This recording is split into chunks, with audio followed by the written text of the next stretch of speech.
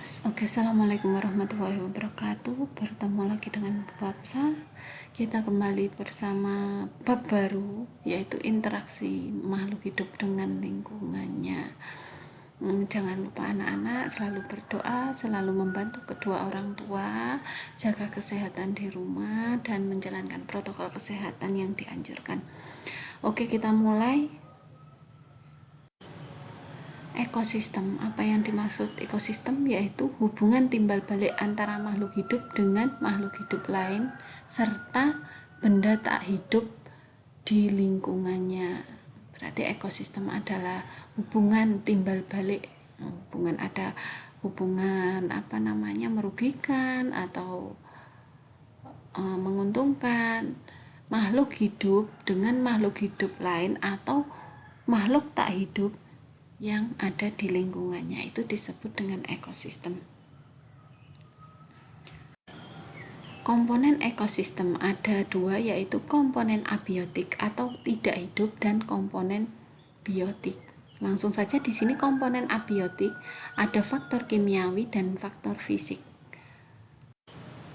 Komponen biotik atau komponen hidup yaitu makhluk hidup yang memiliki berbagai peran. Yang pertama adalah produsen, konsumen, dan pengurai. Produsen ini yang membuat makanan, konsumen yang memakan makanan, yang memakan tumbuhan, dan lain-lain. Kalau pengurai yang menguraikan konsumen tingkat tinggi.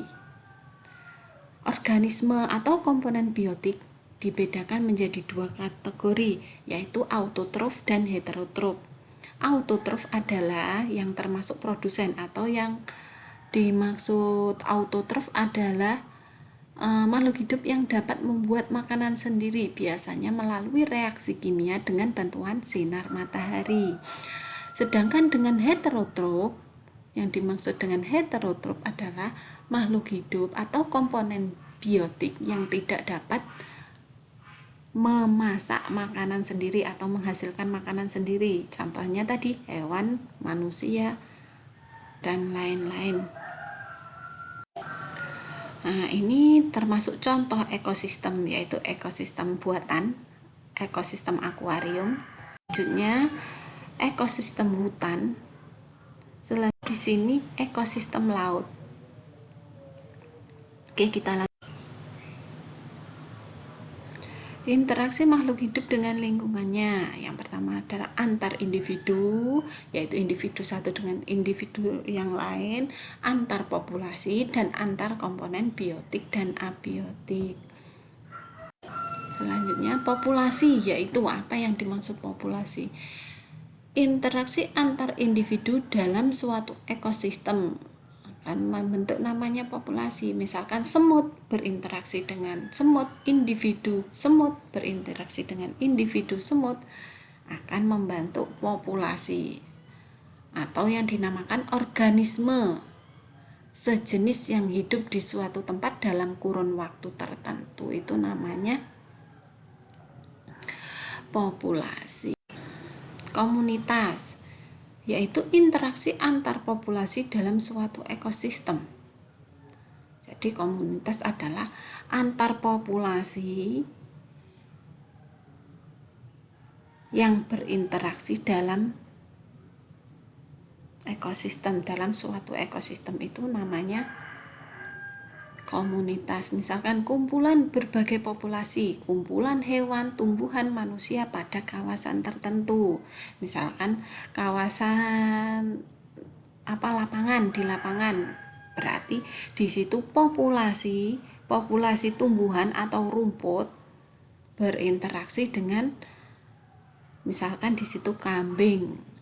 Seperti itu. Contohnya di sini komunitas hujan tropis, komunitas hutan bakau, padang rumput, dan lain-lain. Itu contohnya. Berikut bentuk interaksi antar populasi. Yang pertama adalah predasi, yaitu interaksi antara makan dan dimakan. Yang kedua kompetisi, yaitu berebut makanan, biasanya mempunyai kebutuhan yang sama. Misalkan di sawah ada rumput, ada yang pertama ada kambing, ada sapi di situ, itu berkompetisi, memiliki kebutuhan yang sama. Yang ketiga adalah simbiosis. Simbiosis ada 3 sudah ya di tingkat SD atau madrasah ibtidaiyah. Simbiosis mutualisme, komensalisme, dan parasitisme. Di sini simbiosis yaitu hidup bersama antara 2 spesies yang berbeda. Mutualisme yaitu saling menguntungkan. Komensalisme yang satu diuntungkan, yang satunya lagi tidak diuntungkan atau tidak dirugikan. Yang ketiga adalah parasitisme. Parasit berarti satu untung, satu rugi. Berdasarkan peran khasnya terbagi menjadi 4, yaitu produsen atau si pembuat makanan, konsumen, dekomposer, dan detritivor. Dijelaskan seperti ini. Produsen merupakan organisme autotrof. Yang tadi autotrof dapat menghasilkan makanan sendiri dengan bantuan sinar matahari. Contohnya tumbuhan hijau, beberapa jenis ganggang, dan lain-lain. Konsumen yaitu termasuk organisme heterotrof yang tidak mampu menyusun atau membuat makanan sendiri. Contohnya jelas sekali di sini hewan dan manusia. Dekomposer yaitu organisme pengurai. Yang fungsinya untuk apa? Untuk menguraikan sisa-sisa organisme atau bahan organik. Zat organik kompleks terurai menjadi zat yang lebih sederhana. Contohnya organismenya contohnya adalah bakteri atau jamur. Jadi fungsinya dekomposer adalah menguraikan sisa-sisa makhluk hidup. Makhluk hidup berupa ada tumbuhan, ada hewan, itu busuk atau akan diuraikan oleh namanya bakteri dan jamur. Detritivor yaitu hewan yang memakan hancuran tubuh organisme atau serpihan organisme. Jadi beda, dekomposer sama detritivor beda. Contohnya di sini rayap, cacing tanah, siput, dan seterusnya. Di sini anak-anak biasanya yang salah yaitu perbedaan detritivor sama dekomposer. Di sini sudah saya jelaskan. Mungkin tidak akan keliru lagi insya Allah. Lagi suksesi, apa yang disebut dengan suksesi? Nah, di sini ekosistem bersifat dinamis atau selalu berubah. Tumbuh dari komunitas sederhana menuju komunitas yang kompleks. Selama pertumbuhannya terjadi pergantian organisme. Organisme yang dominan yaitu menguasai. Pergantian dominasi ini yang disebut dengan suksesi. Nah, klimaknya disebut dengan bioma. Tadi diurutkan dari tadi individu, populasi. Nah, individu berinteraksi menjadi populasi, populasi berinteraksi menjadi ekosistem berinteraksi menjadi komunitas. Komunitas dan ekosistem nanti akan membentuk bioma. Bioma adalah sekelompok hewan dan tumbuhan yang tinggal di suatu lokasi geografis tertentu, terbagi menjadi beberapa jenis. Biasanya ditentukan oleh curah hujan, intensitas cahaya matahari, biasanya iklim, cuaca, seperti itu. Nah, ini contoh-contoh bioma. Bioma tundra. Selanjutnya, bioma tundra merupakan bioma yang terdapat di daerah lingkar kutub utara dan selatan. Yang tadi kan yang mendominasi adalah jenis rumput dan lumut di situ. Bioma gurun. Bioma gurun dan setengah gurun banyak ditemukan di Amerika Utara, Afrika Utara, Australia, dan Asia Barat. Jelas ya kalau gurun ciri-cirinya. Bioma stepa. Nah, stepa itu termasuk bioma ya. Bioma padang rumput membentang mulai dari daerah tropis sampai dengan daerah beriklim sedang. Di sini ada contoh-contoh apa namanya? Negaranya Asia Tengah, Amerika Selatan, Australia.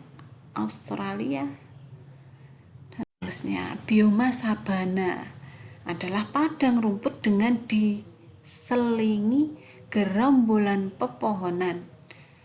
Berdasarkan jenis tumbuhan yang menyusunnya, sabana dibedakan menjadi sabana murni dan sabana campuran. Bioma hutan tropis. Bioma hutan tropis merupakan bioma yang memiliki keanekaragaman tumbuhan dan hewan yang paling tinggi. Ini di Indonesia banyak ya. Nanti ini hutan hujan tropis biasanya. Bioma hutan gugur, cirinya adalah tumbuhannya sewaktu musim dingin atau daunnya meranggas gugur sendiri. Bioma ini dapat dijumpai di Amerika Serikat, Eropa Barat, Asia Timur, dan Chile. Bioma taiga atau homogen kebanyakan terdapat di daerah antara subtropika dengan daerah kutub, subtropis dengan daerah kutub. Skandinavia, Siberia, Alaska, Kanada. Nah, sudah di sini ada tipe-tipe ekosistem. Ekosistem air, ekosistem darat, ekosistem buatan. Contoh yang di sini yang buatan. Ekosistem buatan yaitu perkotaan, waduk. Nah, di sini masuk ke rantai makanan, yaitu peristiwa makan dan dimakan antara organisme dalam suatu ekosistem yang membentuk struktur tropik. Setiap tingkat tropik merupakan kumpulan berbagai organisme dengan sumber makanan tertentu. Di sini rantai makanan, jalur makan dimakan dari organisme pada suatu tingkat tropik ke tropik berikutnya membentuk urutan dan arah tertentu ya. Di sini dari produsen atau produser ke konsumen pertama, konsumen kedua, konsumen ketiga, dan pengurai. Di sini ini pohon dimakan kelinci atau dimakan rusa dimakan beruang dimakan satu rangkaian, itu namanya rantai makanan dari produsen terus dimakan konsumen 1, dimakan konsumen 2, konsumen 3, dan seterusnya sampai pengurai. Itu namanya rantai makanan sudah, karena sudah diajarkan waktu kelas 5 atau 6 itu sudah. Jaring-jaring makanan, kalau rantai makanan itu hanya satu baris saja, satu dari produsen sampai ke pengurai, satu baris saja. Kalau ini membentuk jaring-jaring, yaitu dalam suatu ekosistem hubungan makan dan dimakan yang sangat kompleks dan saling berkaitan dan bercabang sehingga membentuk jaring-jaring makanan. Nah, ini bisa saja tumbuhan dimakan kelinci, bisa saja tumbuhan dimakan belalang, bisa saja belalang dimakan ular, bisa enggak ya, dimakan burung, bisa saja kelinci dimakan rubah, bisa saja di sini kelinci dimakan burung elang, bisa saja seperti itu. Jadi bercabang-cabang membentuk jaring, itu disebut jaring-jaring makanan.